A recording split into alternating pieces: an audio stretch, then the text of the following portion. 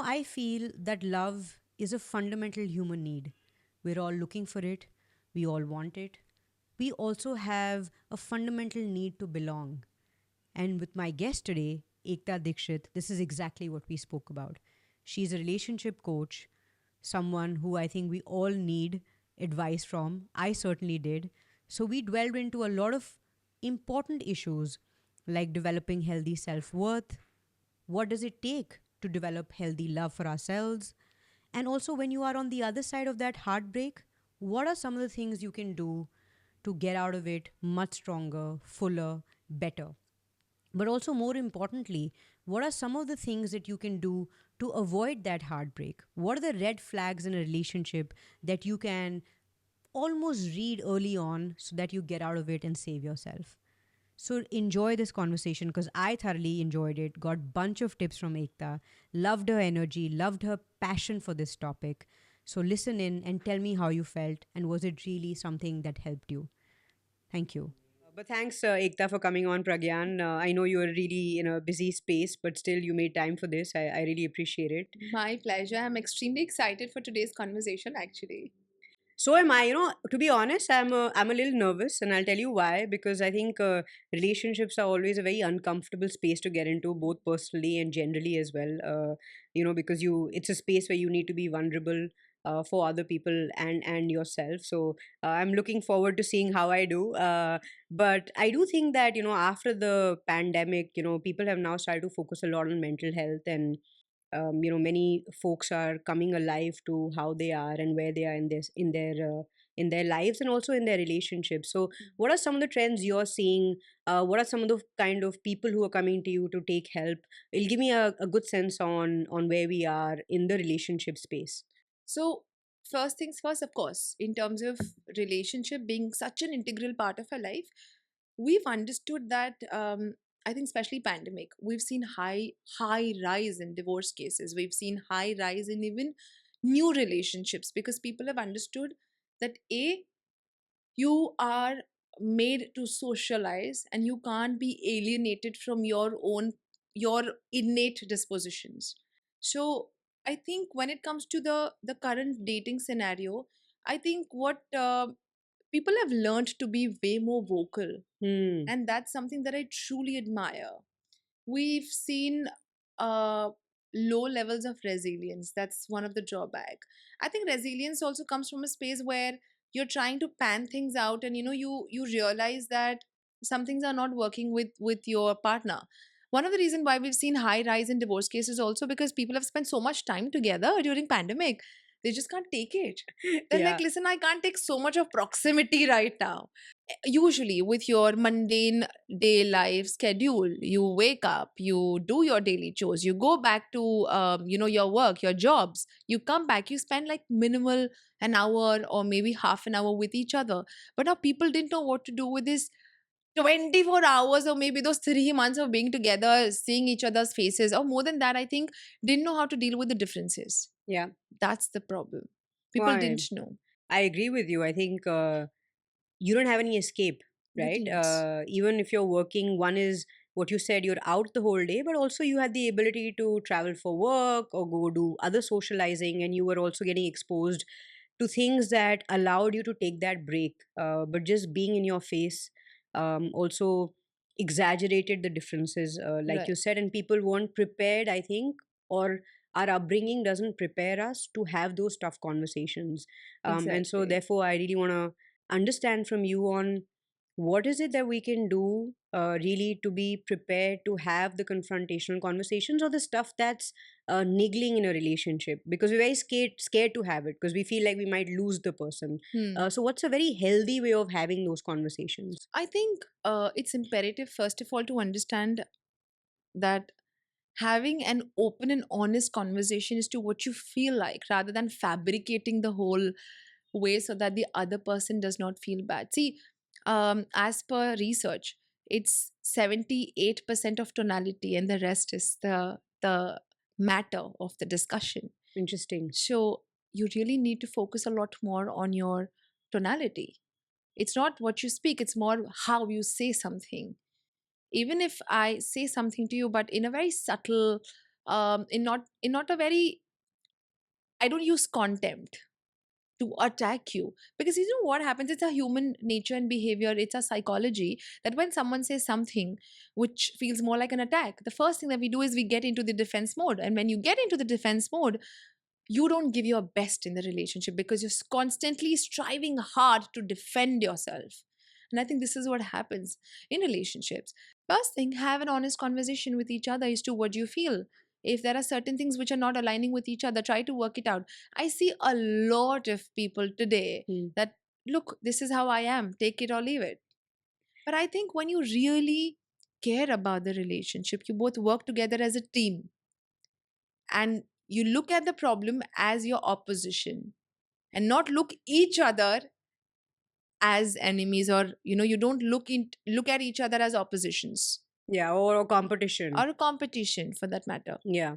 So it's imperative for you to know that right now it's you two, and your relationship is a third thing that you really need to work together as a team.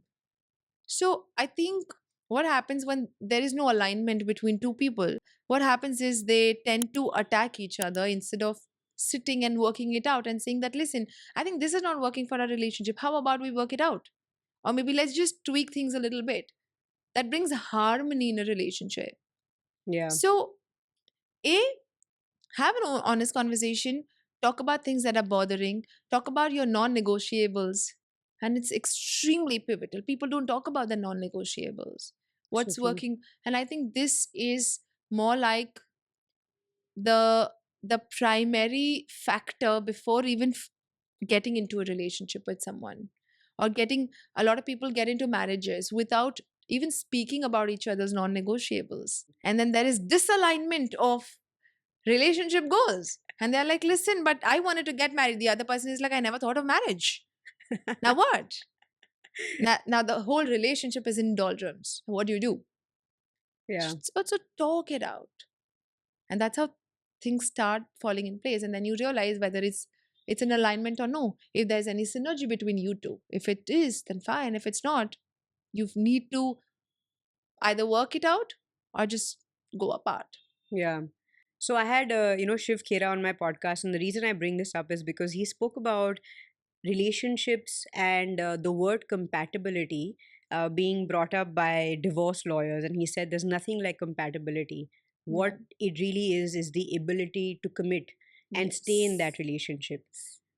But while I agree with that, I think the challenge these days is that there is the commitment, but at what point do you cross over for that commitment to become unhealthy for you and for the relationship? While Hmm. you are putting in 120%, the other person is maybe putting in 60% of the work, right? Hmm. And you're still carrying on because you feel you've made that commitment to yourself, to your parents, to that relationship, to give it that 100%, right?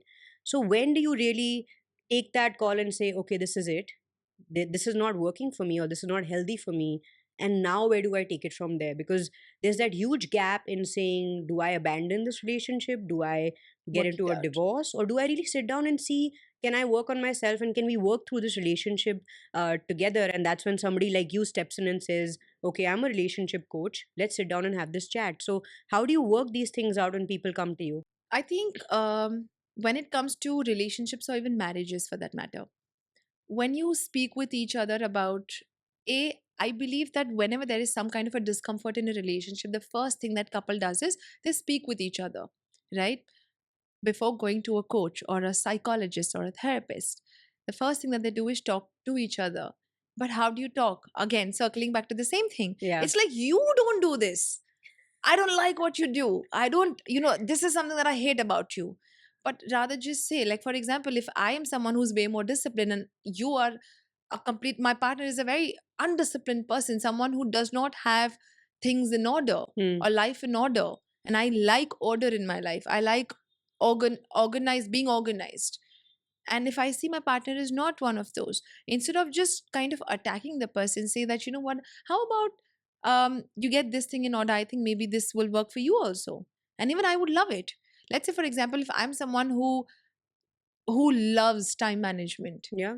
and suppose if me and my partner we decide to go on a date together, I've reached early on time and my partner has arrived late, and I'm going to be like, you always come late and I hate the fact that you don't manage time and things like that.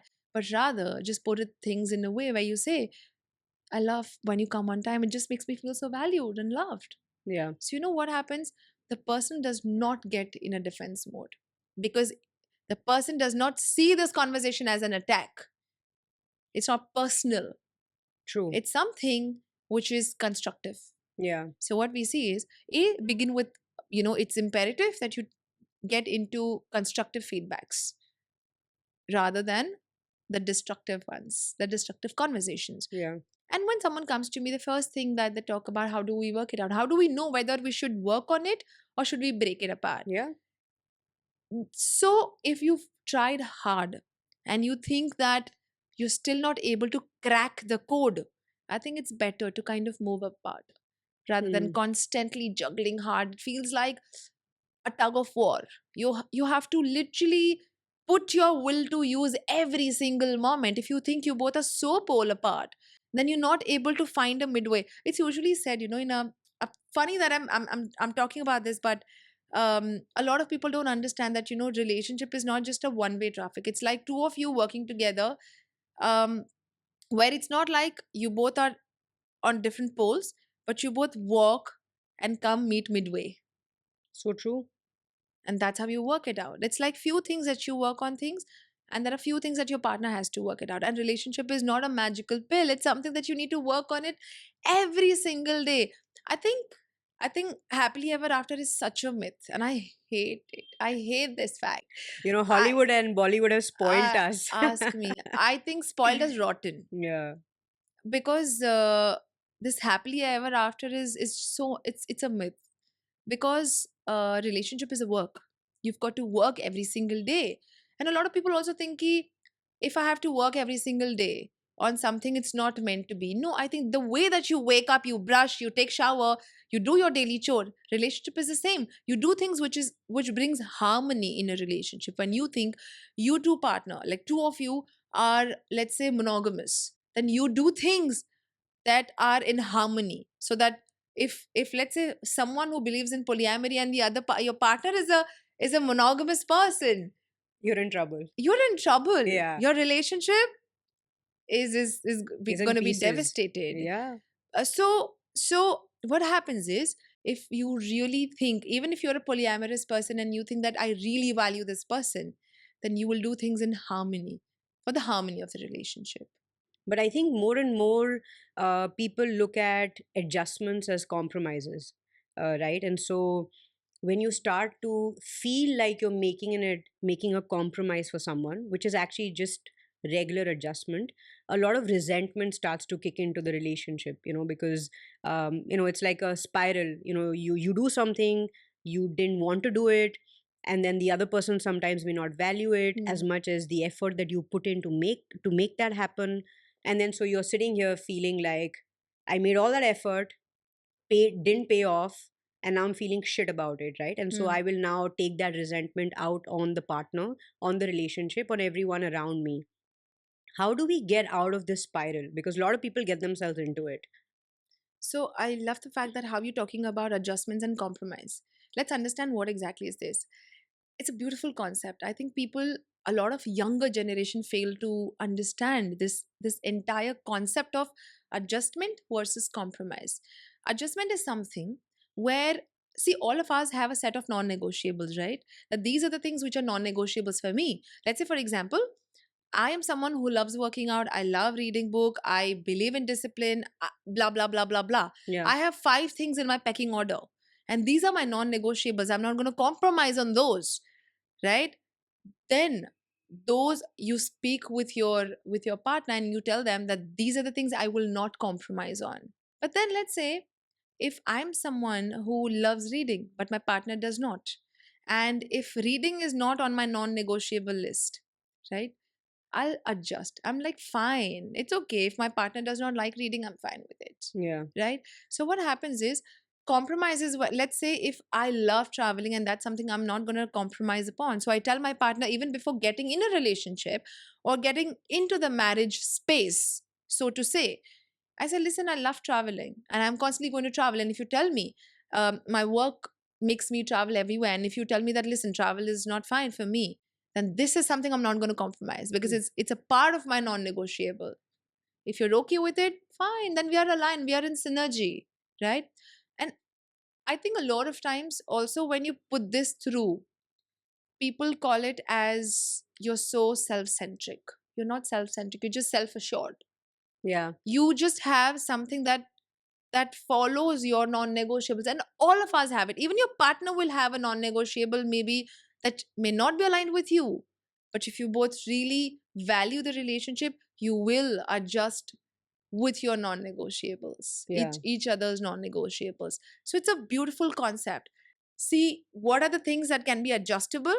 Like for me, I'm fine if my partner does not read. I'm fine if my partner is kind of emotional sometimes, but I'm not fine if my partner kind of stops me from, oh, you're not supposed to work, or you're not supposed to do this. But that's a part of my non-negotiable. I'm not supposed to dress up in a certain way.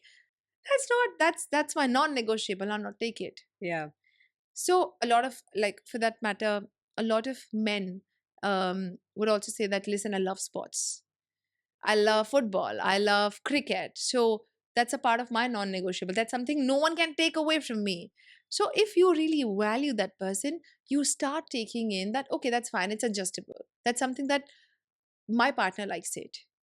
So you both have to work it out that No, way. for sure. I think, the problem also begins where, one, I think I'm so glad you spoke about how to define non-negotiables. I think because we're not aware when we walk into a relationship what really are our non-negotiables. So thanks for defining that. But also building on that, I feel because relationships are dynamic, people are constantly changing.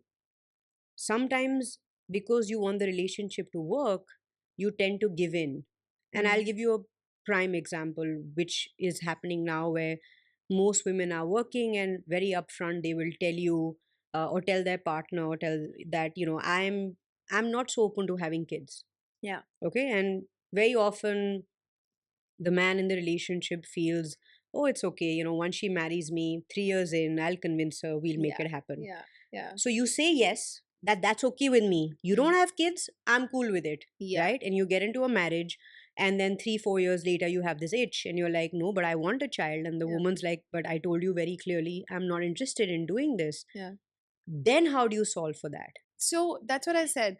A lot of people can't really understand. So the first thing, primarily, if you understand the other person's non-negotiables, the fact that the partner of yours have been vocal enough Yeah, to tell you, then I think it's not the female's fault in that case, because she's been vocal enough. I think she was clear enough to let you know what she really wants and she doesn't want. And if you think that you're okay to adjust, or you think that you can't compromise on this is not a part of your relationship goal or your life goal, then I think it's okay to have a temporary phase of pain than take a long term of turmoil or yeah, trauma. So temporary phase of pain is fine, because in a longer run, you'll feel, oh, it was a blessing in disguise, because you didn't match. So I don't think it's here anyone's supposed to be blamed. No one's supposed to be blamed. It's just that you both just had a different like goal altogether, a relationship goal or a life goal altogether, yeah, and that's fine. It's okay to have different goals. Not to mention the fact that uh, a lot of people are also blaming women for being so outright and being outgoing and social, which is what is making them not having kids and so on and so forth. All the tags, that's labels that's been put on women. I think it's a choice that women are making, right? It's a choice. I think earlier we didn't have the choice. And I think we're changing that whole narrative today. And it's imperative to change the narrative, yeah, because these gender biased roles have been so much ingrained and conditioned in us that it's time to kind of change the narrative, because women were not allowed to speak up. Today, they are allowed to even speak what they feel like. And it's important. Why is there right to speech only applied for men?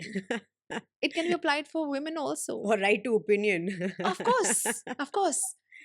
I mean, everyone should have a right to share their opinion, share their judgments, share their feelings, and so on and so forth. Mm. I hate the fact that how a lot of men the way that they conclude, listen, don't cry, I hate when you cry. But it's her. I mean, women use crying as a bait, or maybe as a manipulation. No, it's just that women come from a space of emotions, and that's Yeah. why they cry, and that's why they get all the more emotional. It's just as simple as that. So when you understand where a woman is coming from, how she's been conditioned, she's been brought up, her upbringing, her exposure, her experience, so you stop pinpointing these gender bias roles Yeah. and you start cracking these. No, 100%. I mean, what you spoke about is so close to my heart only because I feel like the patriarchy is so deeply rooted. I mean, even if you talk about this movie, right, Rocky and Rani, I went and watched it. I had a Oh, I blast didn't, I laughing. didn't, I still didn't. Oh, you I must go still watch it. didn't. Huh. You'll love it. And I think a lot of these things are being questioned in that movie in a nice, entertaining way. But talking about social roles, I think the fact that women feel like the baseline for us is walking into a marriage, if the husband is okay with me working, it's like, wow, you're equal to God. But who let you decide that? Exactly, I exactly. think I think let me circle back and get give more clarity on this. I think rightly said that we first didn't have a choice because from the evolutionary period, how we've been seen as men, seen as a self motivated person, someone who would go out more like a provider, the primary provider of the family, and women were seen as a nurturer, someone who is homemaker, someone who has to look after kids. But I think the whole change in the narrative, that earlier we didn't have the choice because there was no exposure in terms of education also, but today women are learning, studying, there is such a high grade level jobs, right? They're doing excellent at workspace, Yeah. and I think they're able to explore their cognitive capabilities, their strengths, and I think that's making her realize her own strength, that what she's I think for all this while that societal norms had curbed her strength, that she's able to kind of let it flow, And bloom. so and bloom, rightly so. um so it's imperative to understand that I think today women are just allowed to kind of go out and have an identity of their own rather than the identity that's been given by the society. Yeah. Then what's your advice for men to deal with this, right? Because I'm seeing a lot of this around me where men are not able to make that adjustment because they have grown up in a context where they have seen their mothers, their grandmothers fulfill a certain role. And now their wives are fulfilling a completely different role and actually expecting them to step up when it comes to also running the family. It's not just that provider role that you're talking about, but Hmm. coming in and also fulfilling the other responsibilities. Um, how should men adjust for it as well? Because I think I'm sure they're equally in a space being like, what the hell's going on? And how do Yeah. I really make it work? Because I'm not used to this. This is like completely new for me. And even if they want to be supportive, they don't know how. I love the way that you brought this up. First things first is men are being conditioned to be in the authoritative space, to take a call, to have the space of power, right? Today, a lot of times, what's happening is women are also getting power, right? They're getting this position of having equal right to have an opinion, to share Yeah. their own space, to also be a provider, to take a stand for themselves. So what's happening, a lot of men are perceiving this whole new concept, I wouldn't say a new concept, but this change of narrative as a personal attack. It's more like an attack on my ego. Yeah. It's like a ego war. And this is something that I really, really want to talk about, that people think that feminism has nothing to do with putting men down. It's more to do with, I value you, but I value myself also. So true. Feminism is not that I value myself and I don't give a damn about you. It's about, I value both of us. For all this while, it was about, oh, I've put you on pedestal. What about me? No one cares, especially when women bear a child. Suddenly, she's not a woman, she's just a mother. Yeah. There's a role that's been given to her. Suddenly, you just don't give a damn about what she feels as a woman. What are her emotions? What are her feelings? Suddenly, all she can think about and she has to think about is her role as a mother. True. Let alone you Her own focus on health. her health, her identity, Yeah. her perception, her opinion, her lifestyle, her choices, let alone go that in completely doldrums. Yeah. So I think people take this as a ego war. It's more like a personal attack, but it's not. It's like you start valuing that, oh, I love the fact that my partner is exploring her own strength. And someone who's more sensible and mature will actually understand this. That, you know what, I love the fact that she's able to explore her strength. That, oh, she's good at sales. She's great at managing people. She's great at making calls. She's great at a lot of things. And can also come back home and manage me and my home and be all okay with it, and multitask can be 100%. fantastic. But also at the same time, a lot of times women are not able to manage all of this, and that's fine. I like what you said about, the adjustment, and how, men should also, in a way, revalue what their roles are in these relationships. More than rules, I think I would say it's about understanding where your partner is coming from. Yeah. It's understanding that she has certain set of goals that she wants to achieve, because it gives her a sense of identity. Just the way that you value your identity, I think you let her have her own identity rather than giving her the identity from your side. Yeah, yeah. No, makes sense. I also want to then jump into understanding from you on rewiring a lot of our belief systems, right? As we grow up, we tell ourselves a lot of stories, and we go through whatever we go through and we're seeing around us. And then we decide this is what I think about myself, this is what I think about the world around me. And then I carry that through my adult life. And I think very often that those stories and those narratives that we tell us also play a very important role Hmm. in intimate relationships, because that's when they Yes. get very, very exaggerated. Um, so tell me, how can we then be better partners, because we want our partners to be perfect while we've not really done the work on ourselves. So how can Hmm. we spend that time in our 20s, or Hmm. whenever we're sort of willing and ready to make that commitment? What are some of the things that people can do to be those perfect partners that they're looking for, but how can they work on themselves? I think beautifully explained the concept of self love and self understanding. So let's say if my glass is empty and if I have to offer something to you, will I be able to offer? I don't Zero. think so. But if my glass is full and if I have to offer that to you, I'll be able to share that with you. Self love is the same. When I understand myself, when I understand what my emotions are, when I understand what my opinions are, my beliefs are, my what I've been through, what my lessons have been, I also begin to understand where the other person is coming from. A lot of times we set different standards for ourselves and for our partners. That, you know Always. what, it's okay, I can do this, but you're not allowed to do this. No, but this is what happens when you don't work on your conscience, right? But if you're someone who constantly works on your conscience, knows what you feel like, what your emotions are like, when you sit with your emotions, oh, you know what, today this is what happened and this is how I felt. And if your partner on some day she just behaved in a very different way than her usual style, you will understand where is she coming from, only because you understand where you came from always. So in your 20s, it's imperative that you think, you explore yourself, you do journaling, you focus what your belief systems are that are not working for you. As simple as that, let's say, I've seen my parent, my father hitting my mother. And as I grew up as a man, as a son of these parents, when I get married, I'll also hit my wife, because I thought that's normal, because I saw my parents fighting and getting back together. So I normalized it. So that formed my belief system that this is okay.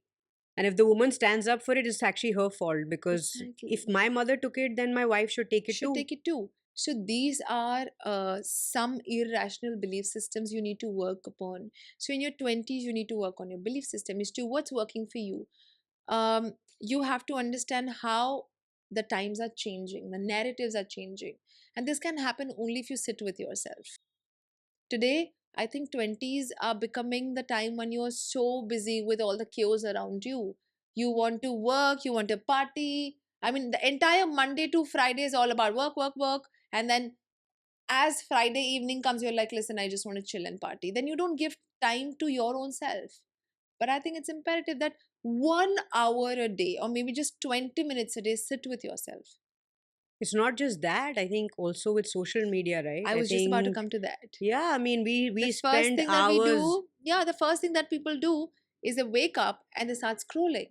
What are you doing? You're just letting so many different opinions of others hit you inside, that forms your belief system. That look, this is fine or this is okay. A lot of people are today like scrolling before going off to bed, or but that's actually harming your mental health.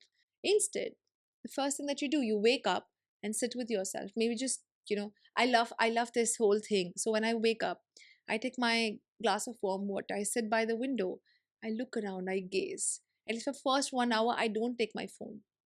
I'm Fantastic. just with myself. And I figure out that what is it that didn't work out for me yesterday, or maybe what is it that I can work on myself today? What are the things I can learn? Always be into this whole space of self improvement, not in a self criticism way, but in a self constructive way, that I'm building myself each day, And be like that. reflective. Yeah. So start working on your own emotions, and I think this is extremely imperative in your 20s.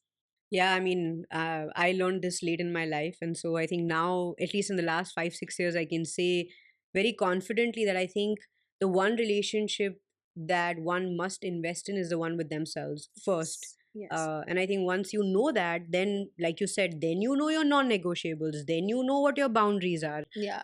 And Then then, what are you even willing to bring on table?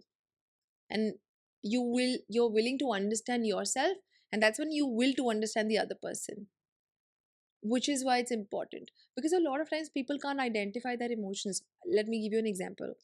If someone had a bad day at work, and let's say the person is so angry, right, upset right now because they had a bad day at work, so a lot of guilt and a lot of disappointment. But the moment the person comes back home and sees, let's say, the child did something, or maybe dropped something, or wife did not treat well, or maybe wife did not give that person a smile, let's say, the person will actually take this entire day of guilt and disappointment and turn it into anger, and then fight with the partner, because the person did not identify that guilt is guilt, disappointment is disappointment, but rather take disappointment as anger and throw out the anger burst and fist, yeah. right? So when you start identifying your own emotions, you realize that you'll start identifying things as it is and not as something else.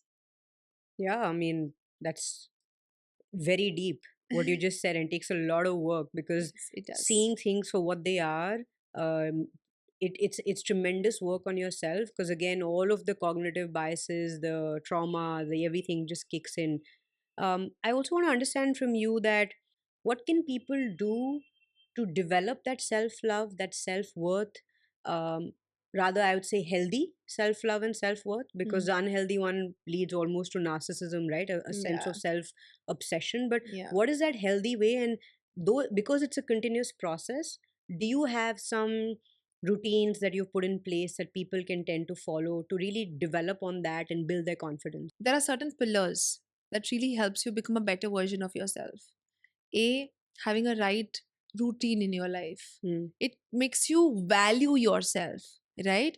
If you value your sleep, you realize that having your sleep in order, that really helps you understand. So I'm telling you about these parameters, these pillars that truly makes you a better person. It makes you mentally strong, stable, and resilient to face against all the odds that might come against you. Yeah. So fix your sleep schedule, work on your routine, your discipline. Hmm. Exercise is extremely pivotal. People overlook. I mean, I'm not someone who exercises regularly, but I ensure that I do it timely. Right? There's some kind of a movement that I get into, even if I have like a long day, which when I'm sitting on my desk, or maybe I'm shooting or something like that, I'll just walk around, maybe just in and around my space for 10, 15, 20 minutes or whatever I can. So move your body. A lot of people don't realize the kind of it brings change in your hormones, right? Mm. In your entire neurotransmitters in your brain that changes you. And these changes, when you do things for yourself, is when you start loving yourself because you value yourself all the more, right? So, and having limitation when it comes to social comparison or social media, because you know what happens, one of the reason why we see low self-worth today is because the first thing, and people are so much on social media today, and the moment you open your social media, you open Instagram, you see your friend having such a wonderful time in Paris, and you're like, look at me, I'm dying in the I'm Delhi bad air. exactly, and you're like, and you start putting yourself down. Then you suddenly pinpoint, oh, I don't have great financial condition, I don't have right physical strength, oh, I don't have money to even do this thing, or maybe I don't have a partner I can have such a nice Parisian holiday. So what happens, you're putting yourself down, but do you think that's going to help your self-worth? No, no. So social comparison brings more harm than good. I mean, social comparison to an extent is good because it should serve as a booster. Like, oh, you know what? I see this person doing such a great work. If I see someone today from my industry, I see someone doing such an exceptional job. I'm like, wow, let me learn from it. Rather than let me compare myself, oh, look how bad I am in my space, and look at this person doing such an exceptional job Yeah. and being exemplary at their workspace. So comparison is a no-no. To an extent, to a degree, it should serve as a motivator to you rather than serve as a downer, right? So these are the few things you really need to work upon. Apart from which, do things that makes you feel good, that gives you a sense of identity. As simple as journaling in a day, writing about your emotions, doing some creative work, Yeah. even that helps. When you work out, when you sleep well, when you eat well, it gives you a sense of purpose that you know you're doing something for yourself, not for someone else. So that boosts your self-esteem and your self-worth. Do things that helps you feel good. Yeah. Also, it's usually said that you know also count on gratitude. A lot of people, I think we focus so much on complaints, and you know, as per research, it said that your brain can't focus on two things: complaint and gratitude at the same time.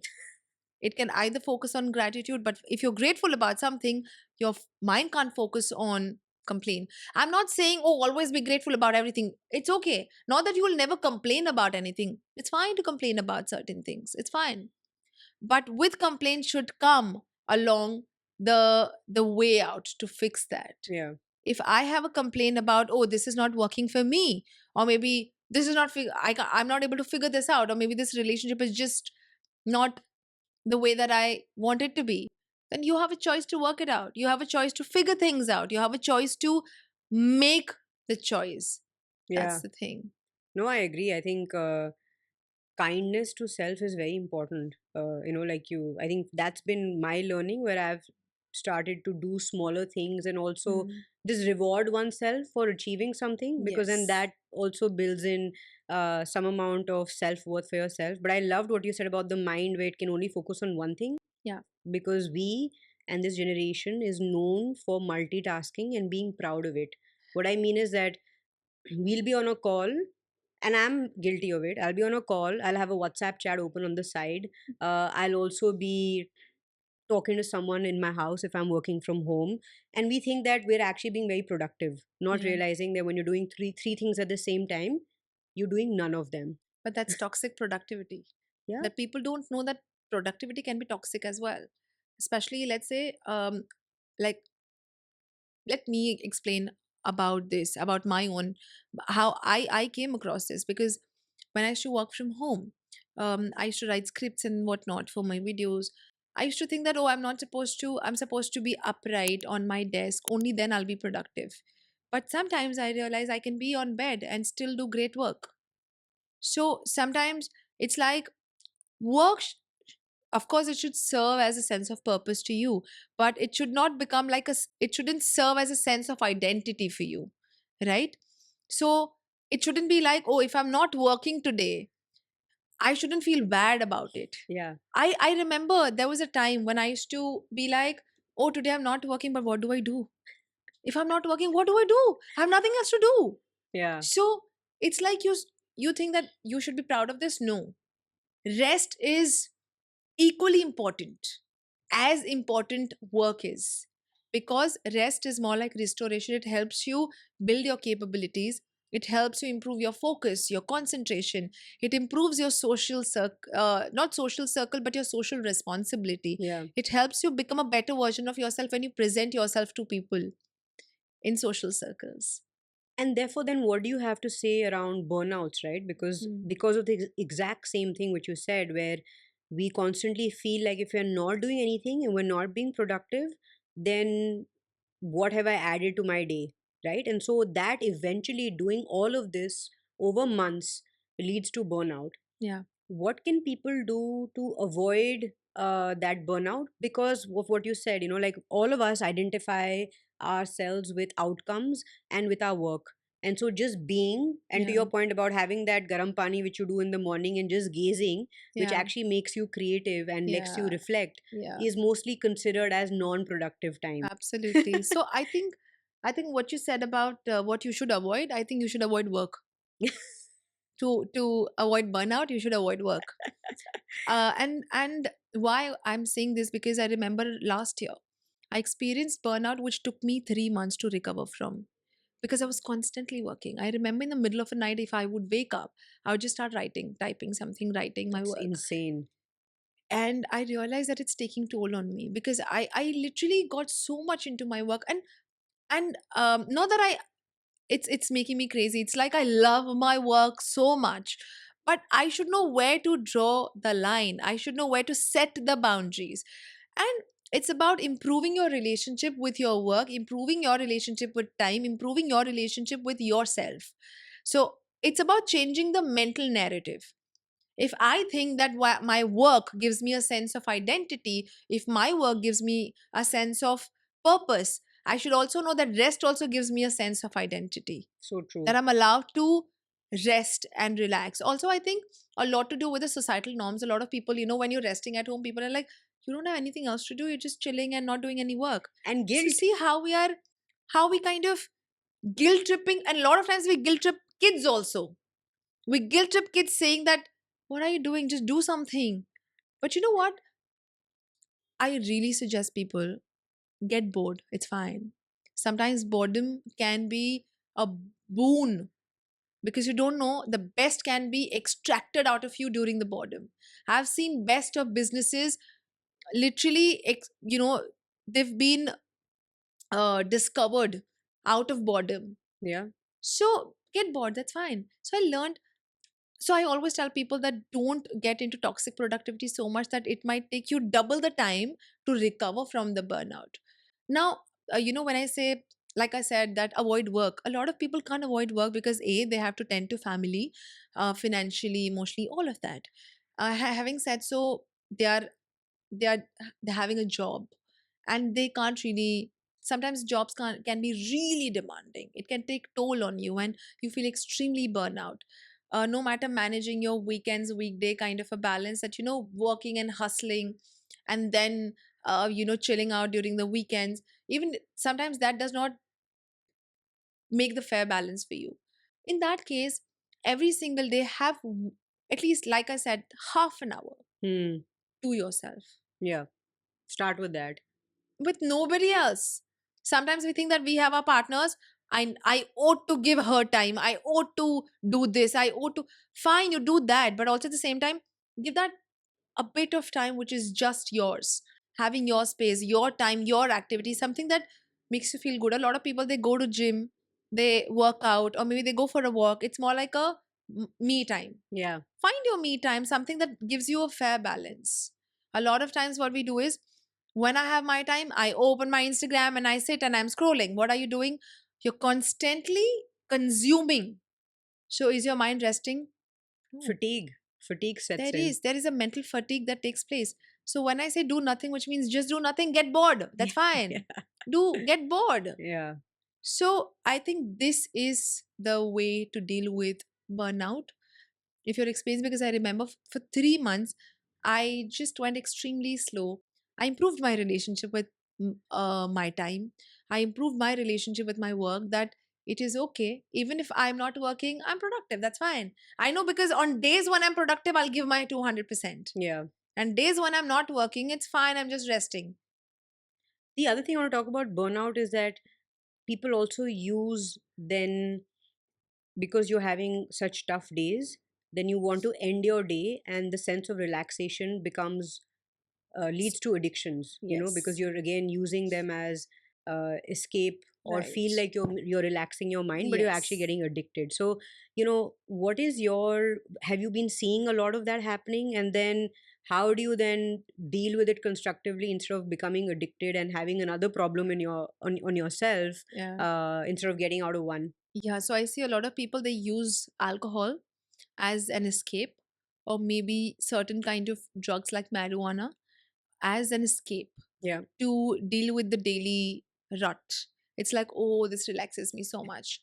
But what's happening is, you're not dealing with the main matter. If you really had a long day, and if you feel like relaxing, maybe just listen to some music. It will really relax you. So what happens is, people want to find an easy way out. Yeah. An easy way out is, see, again, if you have an addictive personality, you will find ways to latch on to the addictive tendencies. It could be a substance, it could be even people, for that matter. A lot of people even use relationships as an escape. Yeah. But the moment you come back home, spend time with yourself. It's about just building it up. I'm saying these habits does not I mean these habits don't build up just in a day or two. It takes time. I mean, if I have to ask you that, what do you think, how long does it take for a habit to be built? I mean, there are so many numbers out there, but typically it's 21 days, right? That's what they Mhm. say. No, so ideally this 21-day funda, it doesn't work. Acha. So usually 3 months to build a habit, Okay. but it takes 9 months to build a lifestyle. Wow. But again, it's to build, but it takes lifetime to maintain that lifestyle. True. Because you realize that, oh, you've built a momentum, but just one drop can break your momentum. But it's fine even if you break the momentum, but just come back to your momentum again. Come back to the routine again. And it's fine. A lot of people become so harsh on themselves that, oh, I broke my momentum. Blah blah blah. It's fine even if you did. You always have a choice to come back. Sometimes we have this illusion of, oh, I broke it, now what? Yeah. But it's an illusion. You can always go back. So even if you're addicted to certain things, you always have a choice to repair it, restore it, right? You don't realize that using substances, using people, using other things apart from you can get addictive, because we all find some kind of complacency in people, in substance. Very true. And then we have this tendency, and we all of us, we have the tendency of becoming addicted to certain things. We all are. Because, see, do you know what's the most biggest addiction? Social media right now. No, it's Sitting? it's guilt Uh, and love. oh, really? It Oh, is. yeah. You're right. Guilt is the biggest addiction. That maybe I had a bad day today. I'm just feeling so guilty that I did not work out the way that I wanted. Let me just let me just reach out to an easy escape. Yeah. Or maybe if I am receiving some kind of a comfort from my partner, it's so addictive. Yeah. It gives me a sense of identity. It gives me a sense of self worth. So I latch onto it. And that thing becomes more like a linchpin in your life. But it doesn't serve a purpose. Because anytime if the linchpin breaks, you're gone. Yeah. So you have to start becoming your own support, your own. I think you don't have to use something else as a bait or as an escape. Become Atmanirbhar. Yeah, I think that's the word. Yeah. When we say Atmanirbhar, I think it's about understanding your own self. And when you understand yourself, you'll know what you're bringing to the table. And it's so important. I keep telling everyone, please know yourself, know your goals, know what you want, especially even in relationships. If you come from a space like this, if you come from a space where you are not looking for a long term relationship, all you want is fling, or maybe all you want is just some fun. But if you are with someone who is looking for a long term relationship, don't screw this up. Yeah. Maybe just go apart. Sit with each other, talk about what your relationship goals are. And only when it's aligned, if you are looking for fun and only if the other person is looking for fun, then it makes sense. And in the process, if you end up, liking each other, it's a different story. But at least you began on same page. Yeah. You are in poles apart. And that's how a lot of relationships also break up. A lot of issues and turmoil and trauma. And then what happens, a lot of people take those traumas of previous relationship and start applying it in the new ones, and that's how you get into this entire rut of same cycle relationships, same things repeat again and again. And that's why we see, like for me, I see a lot of repeated patterns, because if you've not healed your past relationship, you'll always carry forward. And this is what happens: we go to a supermarket, let's say we have like a list of things, right? And let's say I forgot 3 things out of those list. Now, when I go the next time, I'll always have those carry forwards, right? And this is what happens. But what if I dealt with it right away? That, acha, I forgot it. Let me just order it online, or maybe let me just get it from the nearby store. So I'm sorted. By the time I go to the store next time, I Yeah. don't have something that's been carried forward. It's a fresh new list. So this is extremely, extremely pivotal for everyone to know. Stop associating previous and stop carrying forward the previous traumas to your new ones. Heal it then and there. Yeah. Age. That's Where very, you're very. like, you know what? I often say this, and I often say this even in my TED talks and everywhere, like even in the panels, that we humans are chronic sadists. Oh, yeah. You know, something bad happened to me, especially breakup. I'm gonna listen to these Arijit songs, saying, "Oh, I feel so bad for myself. I'm feeling so sad." Don't get me wrong, I love Arijit songs. But what happens, it gives you confirmation, because there's a confirmation bias in us that tells us, oh, you know what? Something really bad has happened to you. So we don't we let it sink so much that we sink ourselves. Yeah. So this third stage is so important for you to find. I've been going through this, and I it's time for me to start working out, which is why you need a lot of social circle. Hmm. But social circle not in a way that your friend calls up and says, chal chal laga denge, do ho jayega theek. That's not how it should be. Then you know what, you use substance as an escape. Yeah. That shouldn't be the case. Rather, social circle, like having friends where you can just talk to, you can be yourself, having good time with, because we are social beings in the end. And social circle can actually enhance and improve our quality of life. No, you're so right. I mean, I think what you spoke about is, what they typically say, which is the 5 stages of grief, Yeah. right? Like you go through all of them, and at some point when there's acceptance, then there is this suddenly, this moment of reality and epiphany, which is like, okay, it was not Yes. all my fault, and there are other people who are there out there who I can go out and love and be loved, and all of the other happy flowery things that come in your mind. um I just want to shift gears here and talk to you a little bit about when we spoke about addictions. I think the one thing that I find people are really struggling with, a lot of my friends, are just how do you talk to teenagers around social media addiction? Because especially when you're a teenager, you're already in this very combative state with Hmm. your parents. They're your biggest enemies. Whatever they Yeah. tell you is they want to hurt you, and so they're telling you this, not realizing they're saying this for your larger good. And so, what are some of the disciplines, or what are some tricks that you might have come upon for parents to have that conversation, saying, "Look, it's hurting you. Hmm. Can you now create some boundaries around this?" Um, it's it's important for parents to first draw the line between, should I be a parent right now or be a friend? Hmm. First things first. It's like knowing, see, every parent, I see a lot of faulty parenting also here, right? I wouldn't say, see, parents do, of course, for our good. But I see a lot of parents as something called toxic parenting also, Mm. where they try to impose their own emotions, their own opinions, their own judgments, their own lifestyle on kids, saying this is how it should be.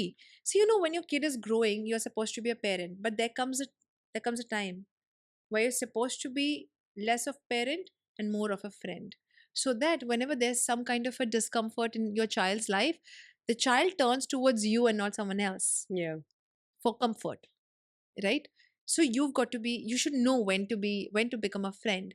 And when you become a friend to your child will understand what you're trying to explain. A lot of times, like I said, parents even try to explain certain things in their own style. So what happens, of course, फिर बाद में दुश्मन तो लगने ही लगते हैं कि यार ये तो दुश्मन है. But it's about the style. How do you, I mean, what kind of parenting style are you using right now? Are you, if you know that your child is a teenager now, it's time to kind of tweak things in a very different light, in a different way. It's extremely important, right? Yeah. And I think this begins from a very early stage, where if you've built a good healthy relationship with your child, so it's easy for you to transit, because your child is also transitioning. A lot of kids, because they use social media, social comparison, as a way to improve themselves, but that's not a healthy way. So what happens, you're just supposed to sit with your child. But if you've improved your relationship with your child at first early on, then it's easy for you to also transition. You realize that your child is transitioning right now from a kid to a teenager, and that's how even you will begin to transit. And then from parent to a friend, saying that, you know what, I think, how about you try this? Maybe just indulging the child into something more therapeutic. So if you realize that your child has this habit or has a routine of scrolling through at specific times or something like that, then maybe getting involved with your child and getting into an activity during those hours. Yeah. You have to be a conscious parent, and not, um I think, a submissive parent where, oh, you know what, fine, I'm like it's like not a passive parent. Because after a while, a lot of parents, they're like, now they're teenagers, they look into themselves. No, I think this is the time you've got to be their friend. And So more that, engaged. yes, more engaged, get them involved in activities. A lot of mothers that I see, or even parents I see, they involve their female kids in daily household chores. But I think involve them in different other things also, Yeah. in financial planning of the family. Involve them into, okay, how about two of us just go out today for a coffee and just chit chat. That's how they start building a bond with each other. But this is something has to come from early on. So how do parents do that? First, build relationship with your child and understand, if your child is transitioning, you are supposed to transit also. You're not supposed to be a parent, you're supposed to be a friend at that time. Makes a lot of sense. And what about kids now who are adults, like us, where we often, because we've had that toxic style of parenting, now our relationship with our parents are very fractured. And Yeah. we want to fix it, but we don't know how, because there's just so much baggage, to a point where we don't want to spend time with them, or we just want to fulfill our duties, but we don't really want to be there for them emotionally 100%. And I see a lot of that happening. And people want, especially post COVID, people want to fix it because they saw so many of their other friends lose their parents and Mm. not have the Yeah. opportunity to really have a meaningful relationship. Hmm. But again, like, what are some ways that people can do that and fix that relationship? Um, I love that you mentioned this. And as important as it is, a lot of, when I was studying gerontology also, so I understood one of the biggest fear that old age uh, gets along with it is a sense of dependency. That's something that oldies hate, parents hate. See, as youngsters, we loved our freedom. We loved our sense of independence. Suddenly, after a while, you have to depend on your child all the time, right? So, for you as a child, also have to understand where your parent is coming from.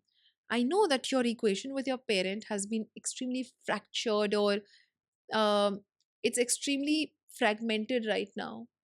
What they've been taught, they can't give you what they never learnt. So your parents don't know what you are experiencing in outer world right now. So for that, you as a kid, it's your job to take them out, show them what's happening, but also at the same time not expecting your parent to change overnight. Mm. See what happens. I've seen that as you keep growing older, your beliefs get extremely strong. They strengthen. And then I think at old age, it becomes like a Rigid. rock and rigid.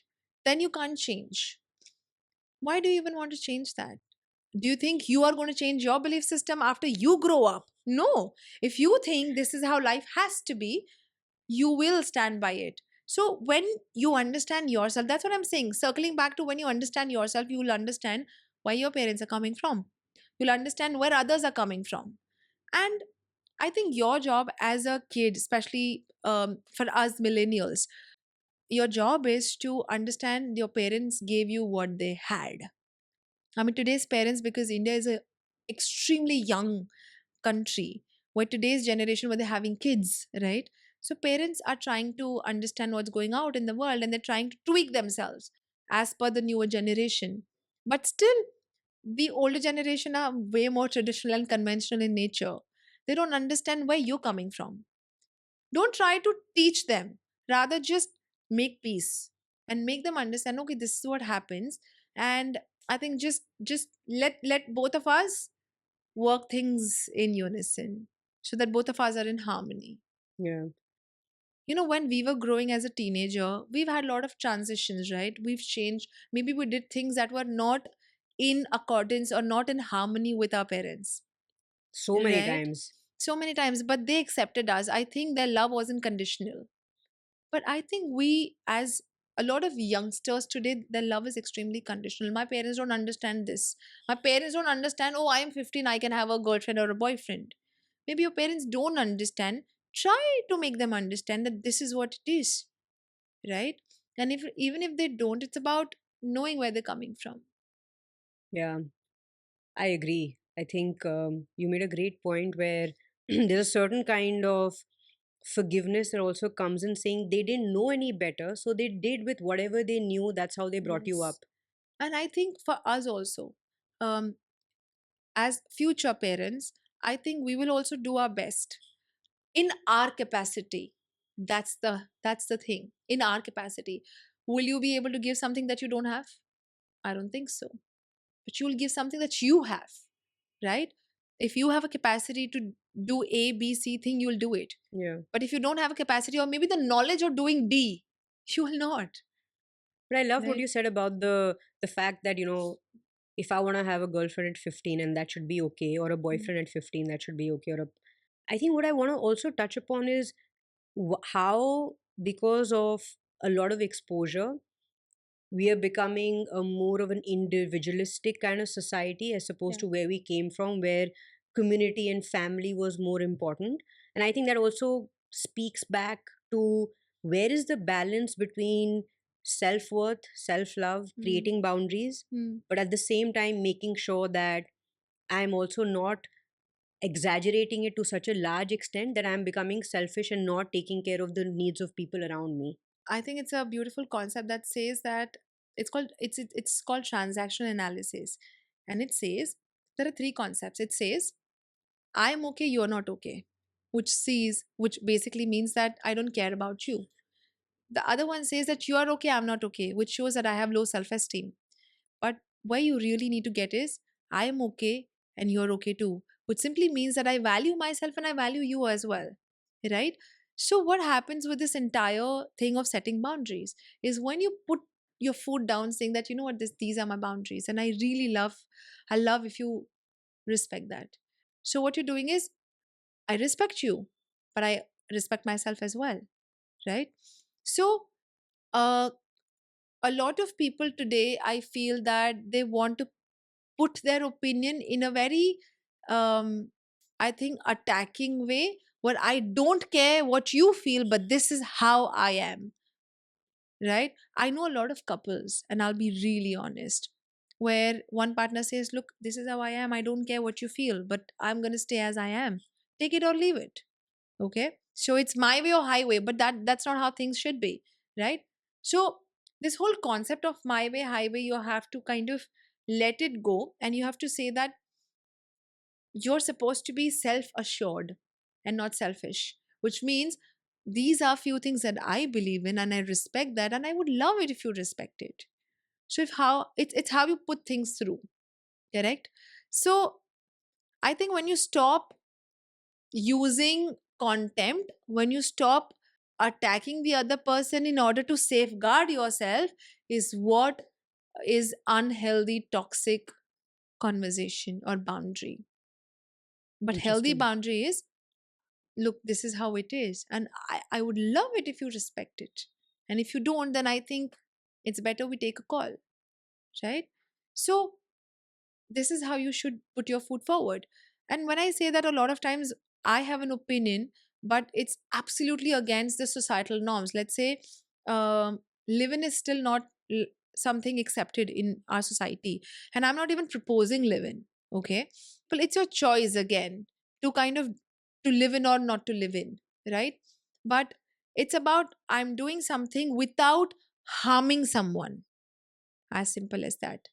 That comes out as setting right boundaries. I'm Yeah. not harming anybody right now. Everyone will have an opinion. Society norms will constantly keep changing. But you're not supposed to do something which might bring harm to someone. I think that's the easy way out. Yeah, I loved I'm okay, you're okay. That's awesome, right? I Yeah. mean, and that only happens through empathy, through Yes. conversation, and really, like you said early on, feeling like you're a team, which is either with Yeah. your partner or even with your With parents, yeah, yeah. with anyone, even your own in the corporate setup, yeah, Mm, even your own team, you should feel that way.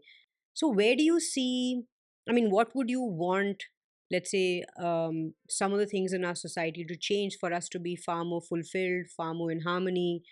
Things that we can do at an individual level to contribute towards a far more, like everyone's now talking about civilizational confidence, right? You must have heard this yeah. phrase where everyone's talking about India moving in that direction, and which is great. But I think what are we also doing towards building a happier society, or be building Mm, people who are more content and far more fulfilled, and what can we do in our individual capacities, and what can we maybe do in our own sphere of control to mm. make that and spread that.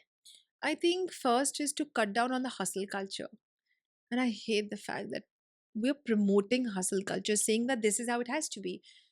There was a recent interview, I don't remember, which says that you're supposed to, I mean, you're just working for 80 hours a week. It was extremely controversial because somewhere we are. I'll tell you a funny fact Hmm. that India is the only country that does not take much holidays. They literally store it so that they can use it when it's required. And they usually use these holidays during medical emergencies and not for holidays. Not to take time off, yeah. No. Why? Because we're promoting hustle culture so much. Because we think, like I said, going back to the toxic productivity, that I am building my sense of confidence, my sense of worth, my sense of self with the work that I do. So if I am right now at a managerial level, then I would love to go above it. Only when I'm here, only then I will feel that, oh, I'm somewhere. And it keeps going on with the hierarchy that you Yeah. have. If talk to a CEO of a company and he'll be like, I'm so upset that I'm not able to just find my own company. And I'm tired of looking after this company as a CEO. I want to start with something else of my own. This is what happens. We're always chasing something. But I think we as a society, if we start working together and start understanding what today's modern society wants, I think we will start becoming more like a unit and not become fragmented in nature. Today, I think, I feel extremely, extremely bad about, and I'm terrified of this whole thing of how things might go forward. Is today we see modern generation versus the older generation. I don't think it should be the case. As society, it should be whole, that you work together, understand what's the modernization. A lot of, yeah, these older generation, the generation Y and boomers, they say, हाँ तुम्हारी generation तो तुमको तो ऐसा चाहिए वैसा चाहिए. But I think it's a तुम तो सारा western culture ले आते हो यहाँ पे. But I think it's about understanding that we're just trying to change the narrative right now. वो हमारे ज़माने में औरतें जवाब नहीं दिया करती थी. All of that. I think we're changing the narrative. So, I think bringing more safety in workspace as a society for women, uh, not promoting hustle culture by any chance. It's like even companies are supposed to promote rest. They're supposed to promote that, not giving a lot of companies what they do. Acha, theek hai, 5 o'clock you're done with your work, 7 o'clock you're done with your work. Take this work back home and work. So I don't think we are in this 9 to 5 job. We are in 9 to 9 job at this point today. 24 hours. It's 24 hours. Yeah. So you're supposed to draw the line, right? So I think who can do this? Companies. Yeah. At a higher level. Don't literally, extract the best of best from the employees. At one point, they're going to be dry and they will have less capabilities or cognitive abilities, or the creativity is going to be like the juices Juiced are going to out. be, yeah, completely. Yeah. So you should know where and how much to do it. A question that, a lot of my friends were dealing with, which is men going into midlife crisis, right? Oh my Yeah. God, like they completely change, they're now reevaluating. And so a lot of these drastic changes happen when I see men going through, or my friends going through midlife crisis. And of course, on the women's side, there are other challenges. But how should women go through that phase when your husband or your partner looks and feels completely different, is now going and doing random things like buying a 50 lakh bike because he Yeah. wants to now deal with his identity and doesn't know what has happened to him, and that Yeah. life has gone by and he has so much more he would like to do. Do you have any tips on how to deal with midlife crisis? I think that takes us back to our previous question, is how we keep evolving. Sometimes what happens when someone tries something, let's say we all go through midlife crisis. It's just not to do with any specific gender, all of us do it, but we all do it differently because we are differently wired. Sure. And having said that, we, especially men, because they have been following a certain path of being a provider, going, hustling, working, tending to the family, so does females do today. But with men are being asked to follow or fulfill a specific role, suddenly when that man explores something new, maybe today I just rode my friend's bike and I just felt so good. It just gave me a sense of freedom and I liked it. So what happens? It just gave you a dopamine hit, right? Because it gave you a sense of freedom, a sense of fulfillment. I think we, all of us in our life, are chasing fulfillment. We want a fulfilled life. So if something different gives you, and which is why I often say that as a couple, or even if you're in a relationship, or forget relationship, even as an individual, keep doing novel things. Yeah. That's going to keep you alive in life. And keep the spark alive. Spark alive. It's like, it's the same old routine, it's the monotony, and I'm so tired of it. It's just, there will come a point where you'll feel stagnant, right? You'll feel more like a tree. You'll be like, oh, I'm so rooted, I can't move. But you're not a tree. You can move, god damn it. You can move. You can shift. You're not rooted deep inside. So keep trying new things. You so which is why when you do something which is novel in nature, you realize, oh, it's giving me a dopamine hit, it gives me good feeling, a feel good factor, which is why a lot of, like you said, mid 30s or whatever, or anyway, not just men, but a lot of women, they start doing something new because this has broken their routine. It's more like a break to what was going on, right? Something new. We all love novel things. Yeah. So a lot of women in their mid 30s or something, they'll start a lot of, I see that they start a lot of physical workout also, because they're like, I'm so done with this mundane life. I want to get into something new. Maybe they'll get into some kind of a kitty party, or maybe some kind of a group or a social circle. Maybe they'll join some kind of a club. Or suddenly, where as a youngster they don't used to party, suddenly they're going out partying so much Yeah. because they're like, oh, this gives me a sense of freedom. I think all of us are chasing that sense of freedom, chasing that sense of fulfillment. And when something gives us a sense of fulfillment, we pick it up. And which is why that 50 lakh ka bike also comes into the picture. It's like, wow, this gave me that sense of fulfillment. Suddenly you start realizing that it gives me that feel good factor. So to wrap this up, what gives you fulfillment and And I'm sorry to, I'll no, no, come to go for this, it. I'll come to this. But I think a lot of people in their mid 30s, and by the end of the 40s, they get into a lot of relationships, extramarital relationships also. Reason because they realize it's giving them a novel experience, something that has lost in their marriage. And which is why I say that a lot of couples are supposed to do novel things, supposed to keep dating each other all the time. They're supposed to at least have this one day a week where it's just two of us. That's it. Keep doing these things. And this is how you will get better.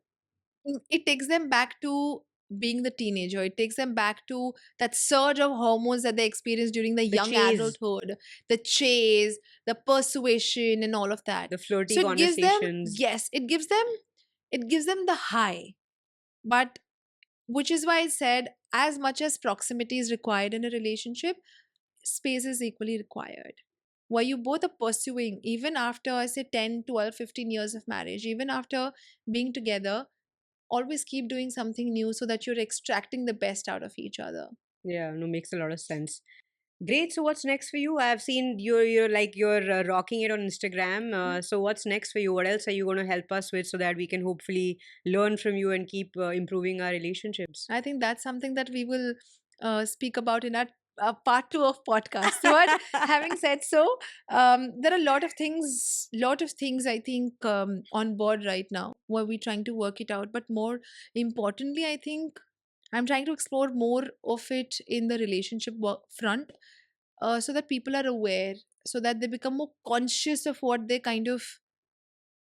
kind of bandwagon they are jumping on or hopping on. Making people aware, more than relationship, making people aware of their mental health, their self, understanding their emotional strength, building their agility when it comes to emotions and feelings and all of that. So I think these are the things I'm primarily focusing upon, making our country more aware of their own self. I love it. I love it. And so if someone wants to find you and get relationship help from you, how do they get to you? I think they can always DM me or email me. Always Okay. easy to reach out. Is that it? And then you like book sessions with you and that's how people you help people? Yes, Oh, yes, I okay. do. It's been a while since I've stopped taking one-on-one therapies because a lot of my time actually has been consumed by content creation and a lot of podcasts and interviews and Like stuff this? like that.